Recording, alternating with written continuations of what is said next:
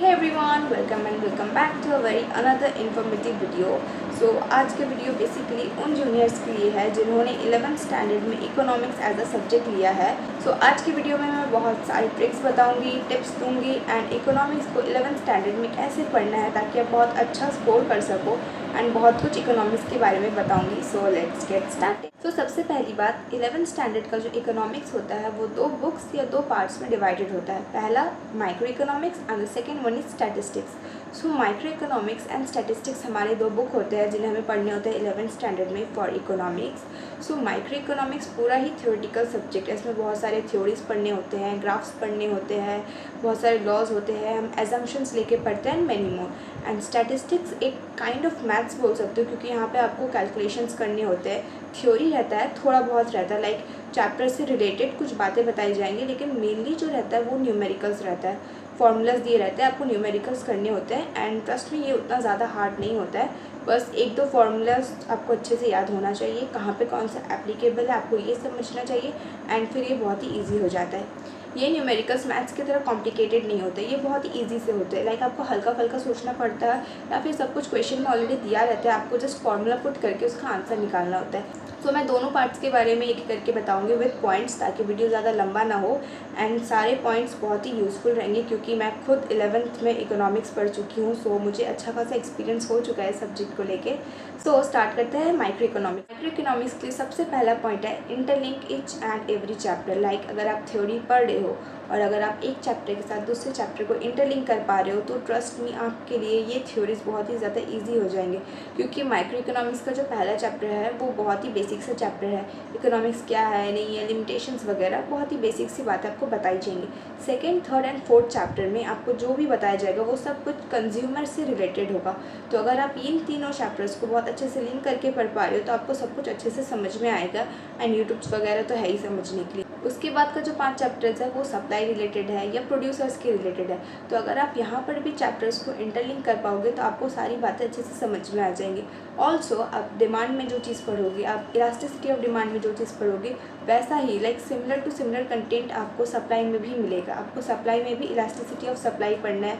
वहाँ पे जो इलास्टिसिटी का कंटेंट है यहाँ पे भी वही है, बस थोड़े बहुत चेंजेस है.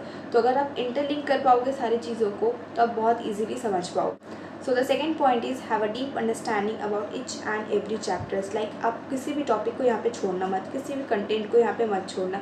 अरे ये इंपॉर्टेंट नहीं है, ये छोटा सा है, ये बड़ा सा नहीं. यहाँ पे हर एक कंटेंट इंपॉर्टेंट है. अगर आप एक छोटा सा भी टॉपिक मिस कर जाते हो ना तो फिर आपको नेक्स्ट वाला टॉपिक समझ में नहीं आएगा. इससे फिर स्टूडेंट्स को ये चैप्टर, ये सब्जेक्ट हार्ड लगने लगता है. तो आप किसी भी कंटेंट को स्किप मत करो. बहुत टाइम है अपने पास, यूट्यूब है, स्कूल्स है, ट्यूशन्स है, आप कहीं से भी अच्छे से समझ सकते हो. लेकिन डीप अंडरस्टैंडिंग रखो. आप ईच एंड एवरी टॉपिक का एक डिटेल एक्सप्लेनेशन अपने दिमाग में रखो क्योंकि जब यही चैप्टर से, यही टॉपिक से जब MCQs पूछे जाते हैं ना तो फिर वो सॉल्व नहीं होते क्योंकि हमारे पास डीप अंडरस्टैंडिंग होता ही नहीं है. हम ऊपर ऊपर पढ़ के निकल जाते हैं कि ये इजी है, वो हार्ड है, लेकिन नहीं. अगर डीप अंडरस्टैंडिंग नहीं रहेगा तो आप MCQs बिल्कुल भी नहीं सॉल्व कर पाओगे. स्पेशली माइक्रो के MCQs तो और भी सॉल्व नहीं होंगे. आपको इन डिटेल सब कुछ जानना बहुत ज़्यादा ज़रूरी है. The third point is use graphs in presenting your answer. आप माइक्रो के थ्योरीज के जब भी आंसर्स लिख रहे हो, एग्जाम्स में लिख रहे हो, टेस्ट में लिख रहे हो, हमेशा ट्राई करो कि आप उसमें ग्राफ इंक्लूड करो. ग्राफ इंक्लूड करने से क्या होता है कि टीचर आपके मार्क्स नहीं काटते. मतलब पॉसिबिलिटीज़ बहुत लो हो जाती है कि टीचर आपके मार्क्स काटेंगे. ग्राफ्स देने से मार्क्स ज़्यादा मिलते हैं. ऑल्सो कभी कभार ऐसा सीन हो जाता है कि हमें आंसर नहीं समझ में आ रहा या फिर हम सेंटेंस नहीं कंस्ट्रक्ट कर पा रहे या फिर थोड़ा याद है थोड़ा याद नहीं है. अगर ऐसे केस में आपको जितना याद है आपने उतना लिखा एंड साथ में अगर आपने ग्राफ डाल दिया, आपने ग्राफ ड्रॉ कर दिया, ट्रस्ट मी आपके मार्क्स काटने के चांसेस बहुत ज़्यादा रिड्यूस हो जाते हैं. हमेशा ट्राई करो कि आप अपने आंसर्स में ग्राफ को इंक्लूड करो. The fourth point is the shapes of graphs and the reason behind it. आप जब भी ग्राफ पढ़ रहे हो किसी भी टॉपिक का तो दो बातें हमेशा याद रखना. पहला कि उस ग्राफ का शेप क्या है, मतलब हॉरिजेंटल लाइन है, स्ट्रेट लाइन है, parallel to X, parallel to Y axis, या फिर कर्व शेप है, वेल शेप्ड है, कोई भी शेप्ड हो. ग्राफ का शेप क्या है, मतलब आपका जो कर्व बन रहा है वो उसका शेप क्या है एंड रीज़न क्या है, क्योंकि ये बहुत ज़्यादा इंपॉर्टेंट हो जाता है एग्जाम्स के पर्सपेक्टिव में, MCQs के पर्सपेक्टिव में, क्योंकि बहुत सारे MCQs ग्राफ्स के ऊपर होते हैं. इसीलिए मैंने पहले कहा था कि आपको डीप अंडरस्टैंडिंग होना बहुत ज़्यादा ज़रूरी है. ऑल्सो बहुत सारे क्वेश्चंस ऐसे रहते हैं बोर्ड्स में, एग्जाम्स में, कि आपको एक लॉ एक्सप्लेन करना है, सपोज लॉ ऑफ डिमांड या फिर law of supply with a diagram. तो आपने वो ग्राफ बनाया तो उसके बाद आपको शेप के बारे में लिखना होता है कि ये शेप में क्या हो रहा है, क्यों हो रहा है, कब अपवर्ड कब डाउनवर्ड, सब कुछ बताना पड़ता है। तो अगर आपको ग्राफ पता है, ग्राफ का शेप पता है, उसका रीज़न पता है, सो आप लॉन्ग आंसर्स भी बहुत अच्छे से लिख सकते हो। बहुत सारे क्वेश्चंस रिलेशनशिप्स वाले आते हैं, इसके और इसके बीच में रिलेशनशिप बताओ, या फिर इसका जो रिलेशनशिप है उसका ग्राफ बनाओ। तो ये सारे क्वेश्चंस के पर्सपेक्टिव से ग्राफ का shape and the reason behind it बहुत ज़्यादा इंपॉर्टेंट होगा। So the next point is solve the numericals of the theory. Micro में भी न्यूमेरिकल्स होते हैं, लेकिन थोड़े बहुत होते हैं, उतने हार्ड नहीं होते एज़ कम्पेयर टू स्टैटिस्टिक्स।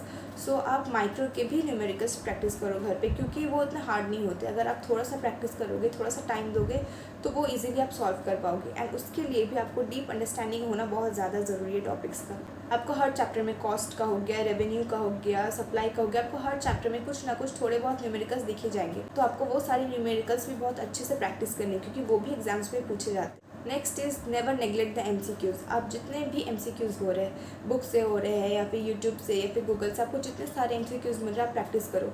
क्योंकि अगर आपका एग्जाम पैटर्न ऐसा है कि आपको 20 MCQs दे रहे हैं या फिर 10 MCQs दे रहे हैं, तो फिर उस मार्क्स को सिक्योर करने का ट्राई करो। क्योंकि माइक्रो में MCQs उतनी ईजी नहीं होते। हो सकता है आपको 2 या 3 बेसिक से क्वेश्चन पूछ ले, लेकिन बाद बाकी जो क्वेश्चन होते हैं ना, वो ग्राफ्स पे होते हैं या फिर ग्राफ्स के शेप पे होते हैं या फिर डीप थ्योरीज पे होते हैं। तो इसके लिए भी अच्छा अंडरस्टैंडिंग होना बहुत ज़्यादा ज़रूरी है। तो MCQs भी आप जितना ज़्यादा प्रैक्टिस करोगे, आपका अंडरस्टैंडिंग उतना ही ज़्यादा क्लियर होगा। सो यहाँ पे माइक्रो के सारे इंपॉर्टेंट पॉइंट्स खत्म होते हैं। तो let's talk about statistics. The first point is practice as much as numericals you can. आप जितने ज़्यादा न्यूमेरिकल स्टैटिस्टिक्स में प्रैक्टिस करोगे, आपका परफेक्शन उतना ज़्यादा आएगा। क्योंकि स्टैटिस्टिक्स में सब कुछ न्यूमेरिकल बेस्ड ही होता है। Like most of the time आपको न्यूमेरिकल्स ही दिए जाएंगे। तो आप जितना ज़्यादा प्रैक्टिस करोगे, आपका परफेक्शन उतना ही अच्छा हो। Second is have a deep understanding about the theory. Statistics में ऐसे उतने ज़्यादा थ्योरीज होते नहीं है, लेकिन उन थ्योरीज को भी पढ़ना बहुत ज़्यादा ज़रूरी है। उन्हें बिल्कुल भी नेगलेक्ट मत करना है कि स्टैटिस्टिक्स से सिर्फ न्यूमेरिकल्स ही पूछे जाते हैं, थ्योरीज भी पूछे जाते हैं, कम मार्क्स के रहते हैं, लेकिन पूछे जरूर जाते हैं। Third point is importance, functions, merits and demerits of the theory. आप स्टैटिस्टिक्स में कोई भी चैप्टर पढ़ो, कुछ पढ़ो या ना पढ़ो, 4-5 बेसिक चीज़ें हर चैप्टर में से ज़रूर पढ़ना।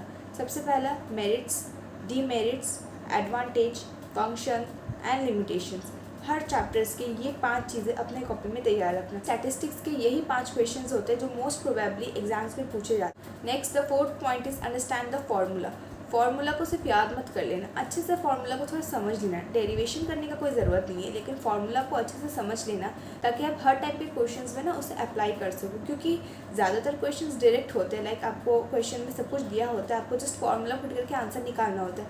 लेकिन कभी कभी क्वेश्चन का लेवल थोड़ा सा डिफिकल्ट होता है ना, तो फिर आपको घुमा फिरा की चीज़ें दी। इस केस में आपको फॉर्मूला कब एंड कैसे यूज़ करना है, ये बहुत अच्छे से पता होना इंपॉर्टेंट। सो यार this were the basic tips and tricks, ताकि आप इकोनॉमिक्स में अच्छा स्कोर कर सको अपने 11th स्टैंडर्ड में। अगर वीडियो अच्छा लगा हो, then do surely hit the like button and subscribe to my channel for more updates.